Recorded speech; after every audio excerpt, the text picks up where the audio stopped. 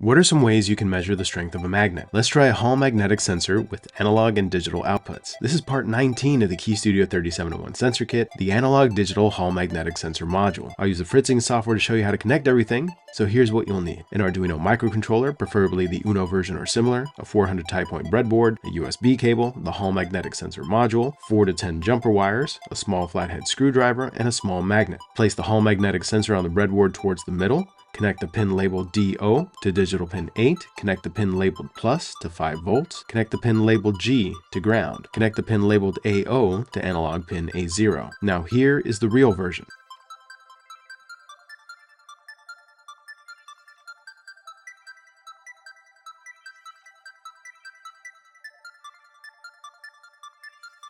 Here are the key features of this sensor module. The hall magnetic sensor is at the top. The blue square is a 3296 potentiometer that you can adjust to change the baseline, threshold, and resistance values. The L1 LED indicates the circuit board is receiving voltage. The L2 LED turns on when the sensor reading exceeds the threshold value. The LM393 chip is a comparator that checks the threshold value. Next, grab the USB cable, connect it to the Arduino, and then connect to your computer. We'll use the Arduino IDE software for programming the Arduino UNO. So open the IDE, go to Tools, then Boards, then Arduino AVR boards, then select the Arduino UNO. Then go to Tools again, go to Port, then select the serial port where your Arduino is connected. Upload the following 16 lines of code. Open the serial monitor and observe the values from the sensor. The values should range between 0 and 1023. Use the flathead screwdriver and rotate the screw clockwise. This increases the resistance of the potentiometer, decreases your baseline reading, and decreases the minimum threshold value to illuminate the L2 LED. Rotate the screw